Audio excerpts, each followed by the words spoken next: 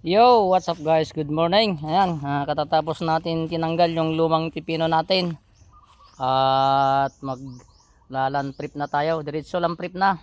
At nilive natin kanina yung pagtanggal natin yung lumang pipino natin guys. At diniretso ko na naghukay ng butas. Ayan. Doon ko rin itatanim yung susunod na pino doon sa pinagtanggalan natin ng lumang pipino natin dyan guys. Hindi na ako nagbutas dyan. Dito na lang at ikukondisyon na lang natin yung lupa na pinagtaniman natin kasi nga naubos na yung nutrients dyan sa pinagtaniman natin ng unang pipino natin. At ikukondisyon na lang natin itong lupa. Yan, binutasan ko na lahat. Hinukay ko na lahat. Yan. Tinanggal ko yung lupa, nilagay ko sa ibabaw para mailagay natin yung mga ibabasal natin. Yan guys, magkabilaan na yan, kabilaan. Ang problema lang natin ay itong sitaw. Masisilungan na niya itong pipino natin dito. Pero pag tanghali naman naarawan. Pero mas mabuti sana pag umaga naarawan na. Pag hindi kasi naarawan yung mga pananim natin, lalo na ng mga pipino o ibang pananim natin tatangkad sila at payat. Pag lumaki, hindi katulad nung naarawan, matataba yung puno niya. Pero ikukondisyon pa rin natin ng lupa. Itong lupa na pagtataniman natin at nandyan na yung mga pangbasal natin, naka-prepare na ako. Tapos na natin hinukay kanina, kabilaan side. Dito na yung ibabasal natin, lalagyan natin ng dupos. Lagyan natin ng isang kutsarang dupos, 10 grams. Isang kutsara din na Unique 16. At siyempre, hindi mawawala tong pambasal natin na humic acid. Yan. Ito yung pangbasal natin na lagi sa mga tinatanim na humic acid, 75%, fulvic acid, 14%, nitrogen, 0.6%. Yan guys, at mayroon din siyang hydrogen. Yan. At saka oxygen at carbon 45%. Yan, for basal of ground application. Yan ang ginagamit natin guys, to humic acid. Yan. Yan. Itong 2 kilos na to, isang kaban na abono mo imimix. At mayroon din tayong biocuzyme. Yan, itong biocuzyme ay mayroon daw siyang 1 million good microbes na siyang kakalaban sa mga bad bacteria sa lupa. Magsisilbing fungicide natin itong biocuzyme. Yan, isang kabang abono din to ata 18 grams. May listahan ako dito may listahan ako niyan kaya lang kakaunti naman tong tataniman natin, tatantyahin na lang natin ang paglagay. Yan, pag nalagyan na natin ng abono at saka humic acid at biocuzyme, tatabunan natin ng lupa at lagyan din natin siya ng yan, carbonized rice hull. Yan, mayaman din yan sa phosphorus at pangontra din yan sa mga fungus, ang CRH, carbonized rice, sa sinunog na ipa ng palay. And then lagyan natin ng doon sa ibabaw itong lipot ng bulati. Yan, vermicast. Yan, dito natin itatanim yung pipino. Mataba kasi itong lupa na to. Dito na yung unang makakain niya. Habang lumalalim yung ugat niya hanggang maabot niya yung binasal natin na dupos at saka Unique 16 guys. Yan, at magsasample tayo ng 3 butas. Bago natin ilagay itong camera natin sa tripod. Yan. Umpisan natin dito sa Unique 16. Yan, maglagay tayo ng isang kutsara. Yan. Yan, sample tayo ng 3 butas. Yan. Isang kutsara din dito sa dupos. 15 grams, mas marami, mas maganda. 10 grams kasi ito pag ganyan. Pag ganyan nakarami, 15 grams na yan. Yan. Tantayin na lang natin ang paglagay natin ng humic acid. Yan guys, ganito na lang.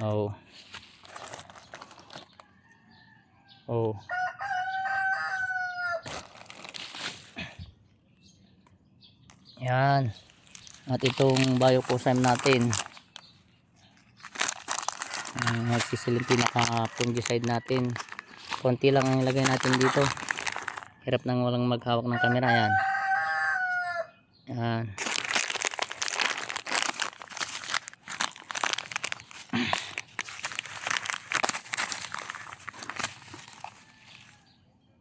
Panglaban natin sa bad bacteria guys. Yan. Itong biocozyme.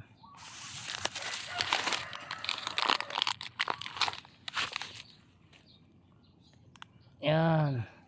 Yan, natutunan ko ito sa technician ng Sagrix Corporation. Ng ano bang kanila noon, new seeds. Tapos, yung binasal natin, tabunan natin ng lupa. Yan, ibalik natin yung lupa na nilagay natin, guys.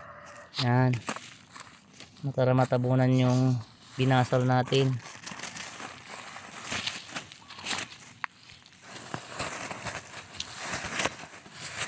Yan. Yan. Tapos, lagyan na natin siya ng CRH. Yan. Carbonized resal. Sinunog na ipa ng palay.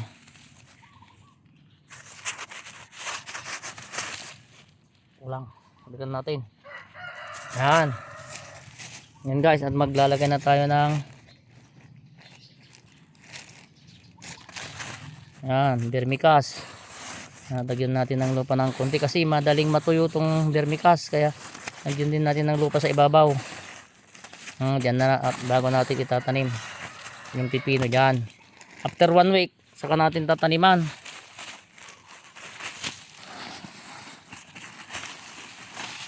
Ganyan, patungan din natin ng lupa para hindi matuyo agad. Madaling matuyo kasi yung vermicast,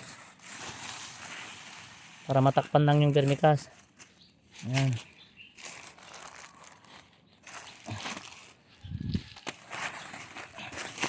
Ayan, vermicast.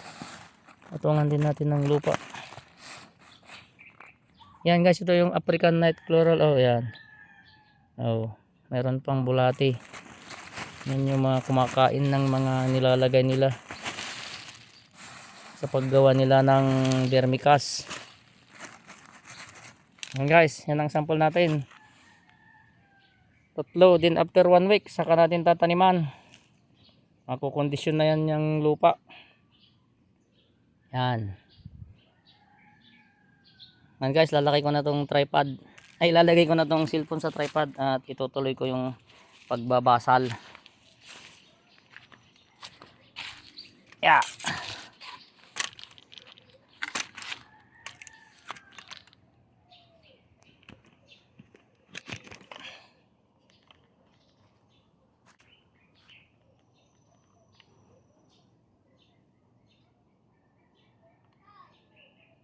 Yan guys, at magbabasal na ako.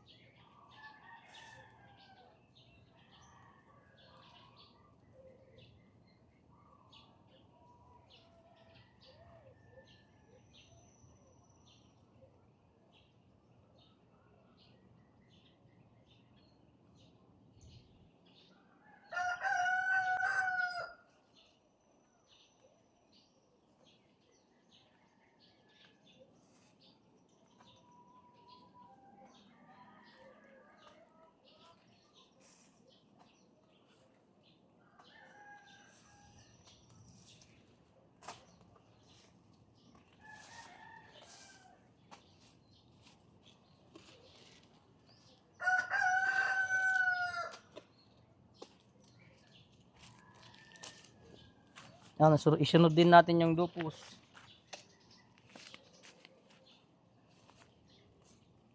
Mayaman sa phosphorus.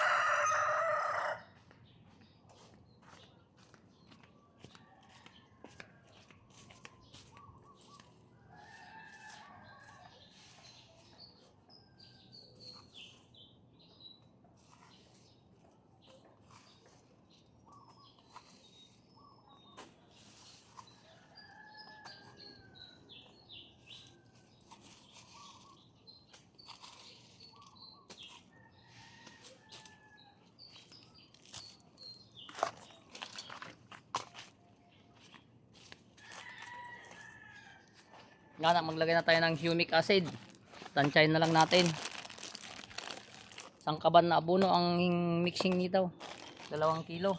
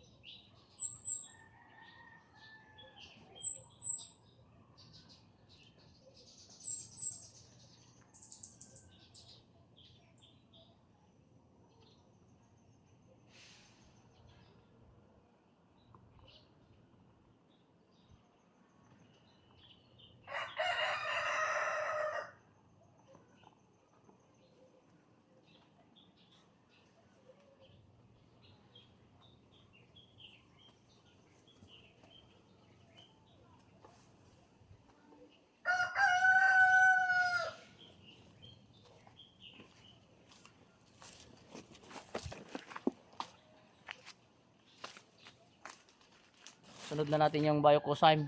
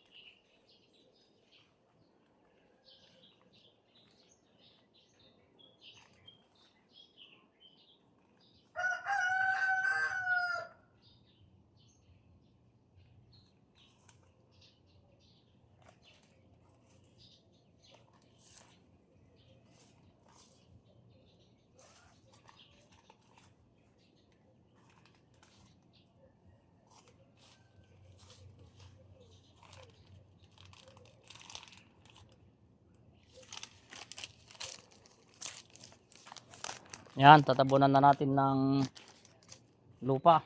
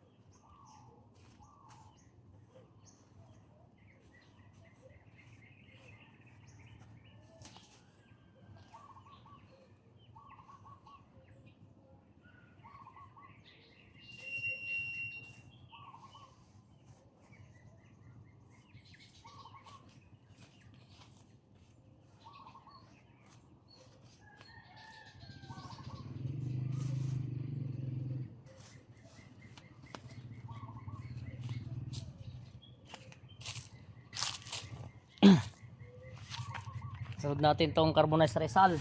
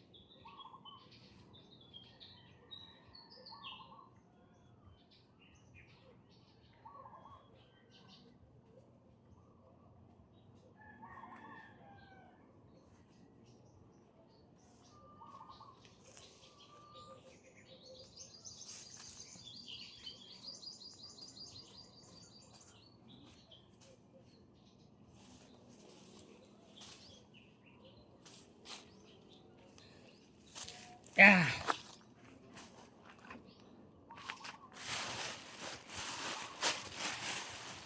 Lagyan na natin ng vermicast.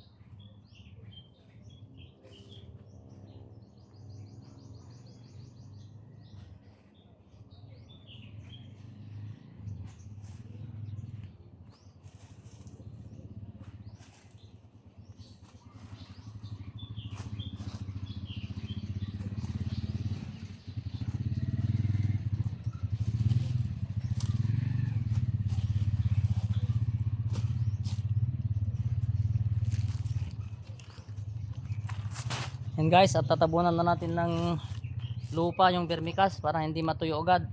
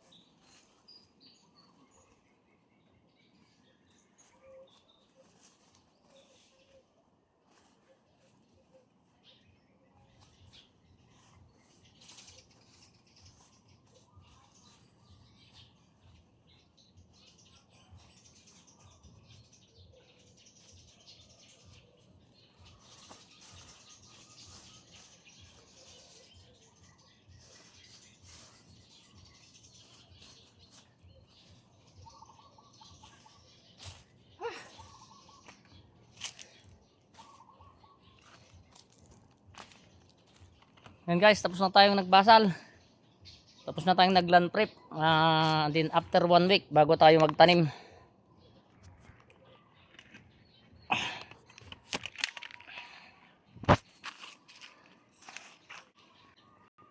Yan guys, yung i-prepare natin na pagtataniman natin ng pipino.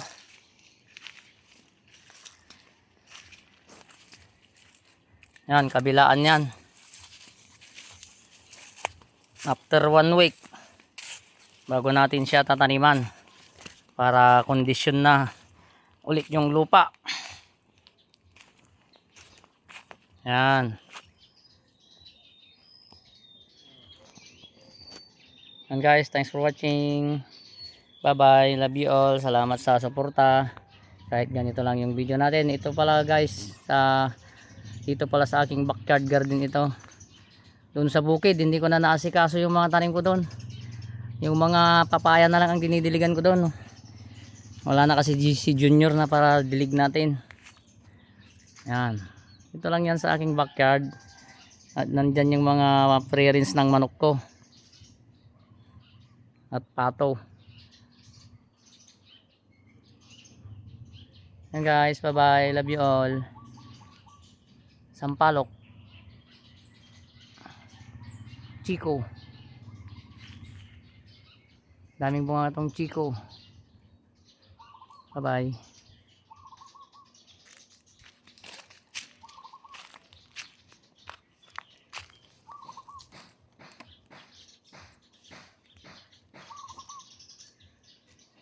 Yung Rhode Island natin 3 taon na.